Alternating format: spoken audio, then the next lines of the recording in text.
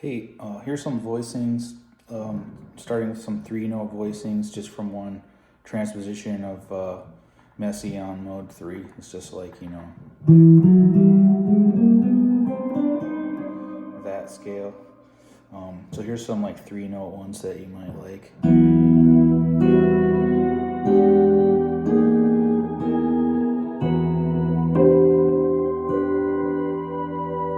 It's just all parallel.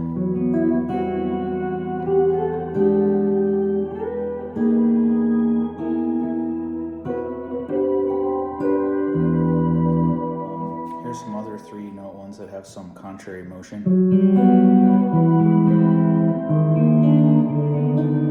That's all that is. I'm going to move it up in minor thirds.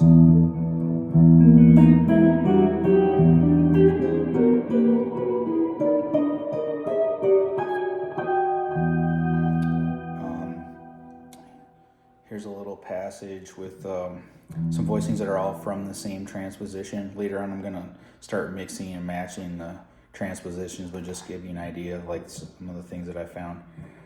Let's see.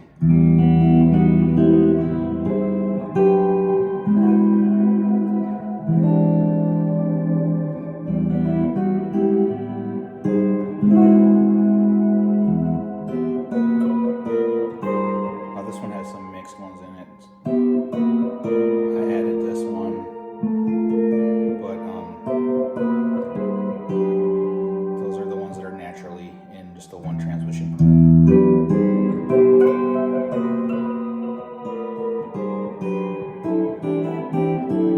This kind of altered voicing that everyone knows is in there. I like using these. They're kind of like conventional jazz chord voicings, but they sound, they're arranged differently within Messiaen mode 3, so you get some interesting stuff. So like, because like, an E, this E altered voicing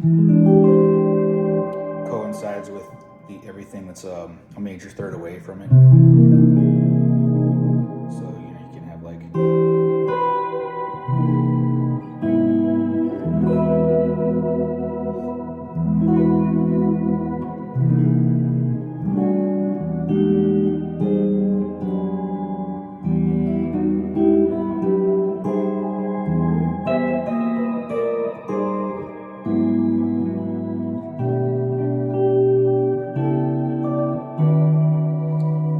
the whole scale slides around like this on the neck. So like if I want to use this chord, it's in there, but if I want to play it down 2 frets, just slide the whole thing. And so you get this whole like array of I'm doing it all in parallel here, which I know is not ideal for composition, but you can mix in other voicings. Normally I wouldn't just play all like one voicing all the way down the neck, but all of these things, they all kind of go into like a palette that you can use and mix and match. So like,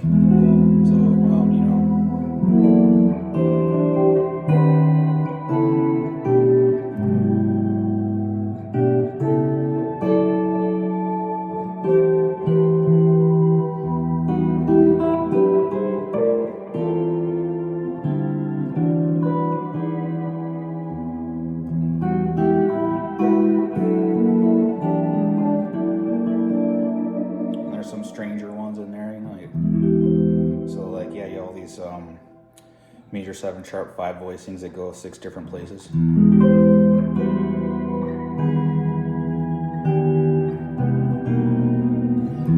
So like messing around with that a little bit. This is like a connecting voicing. It's just everything's parallel in the within one transposition. You get this kind of like F sharp 5 thing, and then you get the major 7 sharp 5 voicings.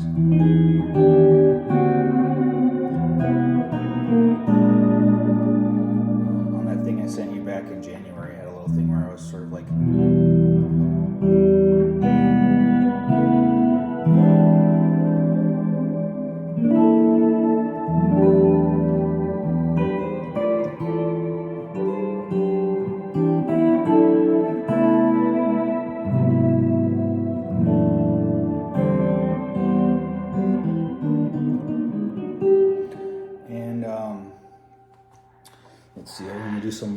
linear stuff too.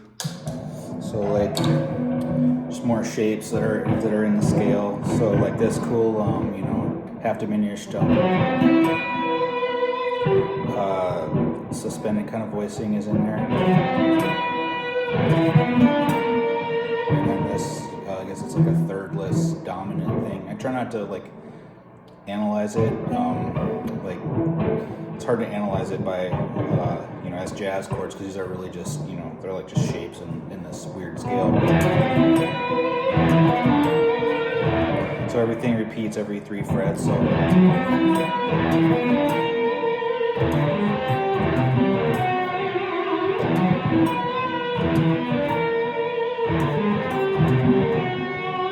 So like for instance, if I wanted to take this this shape and move it up in major thirds or in minor sixths, you get this kind of thing. I like these arpeggios; they're pretty angular and anyways.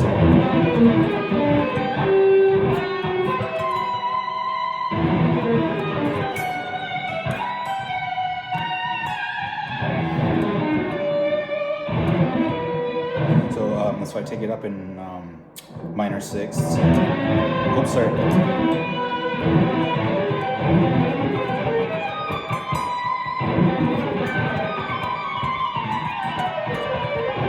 Some like linear spaghetti I'm throwing in there.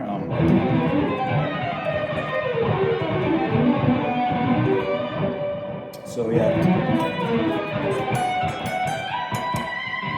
You can take that just straight across the strings and it sounds good. It's sort of like you're modulating Messiaen mode 3 up in half steps so you can get fourths instead of major thirds. So like so if I wanted to go like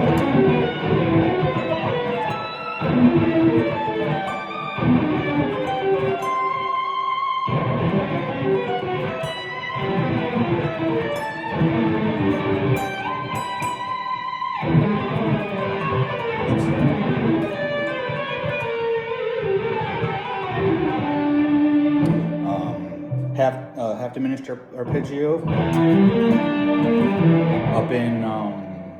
up in major thirds.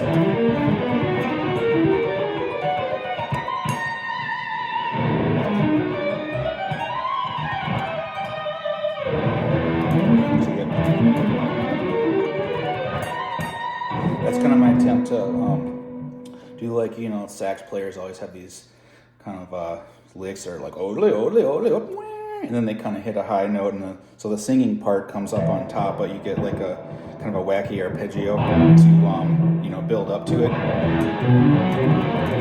So you go.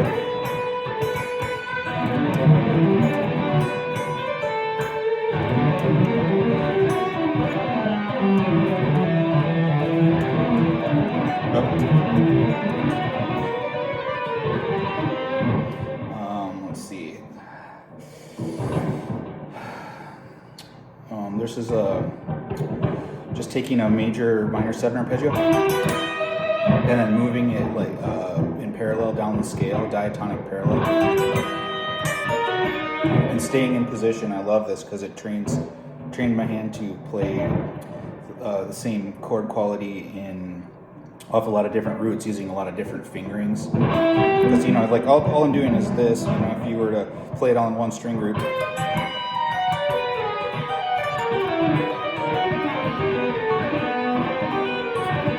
there's one connecting shape. I guess it's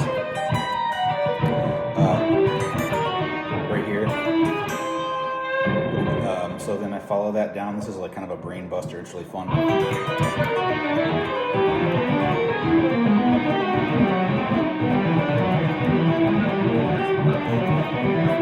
Dang it, sorry.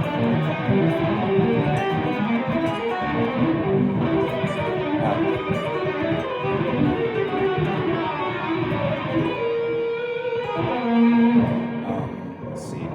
I guess that should be all for now. I don't want to make too long of a video, but oh, let's do one more. Stacking minor triads. So there's like 6 places where there's a minor triad in the key. So like if I go E and E flat, I reference the low E a lot. And yeah, so here's E minor and E flat. which is cool in itself, I think.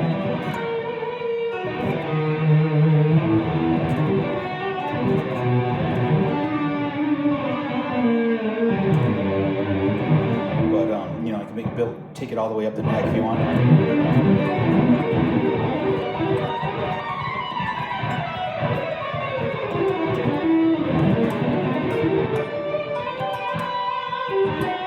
Try to connect it to some kind of lyrical thing up on top, so it's not too weird. But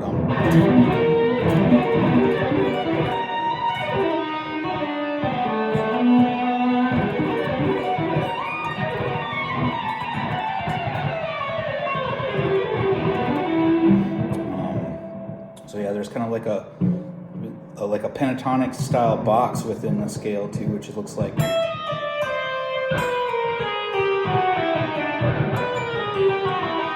A repeated note, I guess.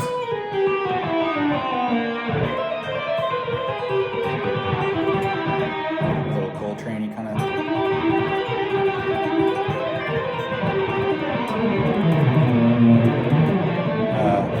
You can modulate the scale right in the middle of it. Like here's the E transposition, and then for like no good reason at all, I'll just switch to the B flat, the one that I can you know, relate to B flat. So like,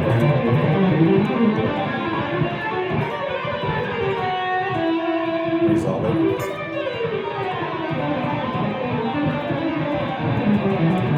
Pretty hairy.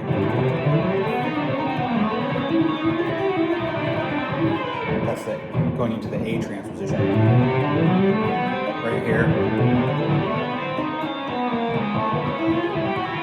I'm using the box. The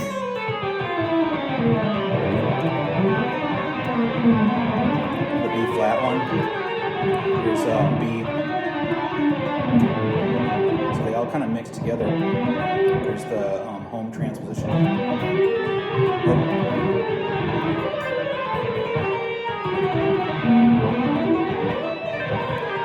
I don't know if I'm doing a good job of demonstrating it. It's just I'm just improvising.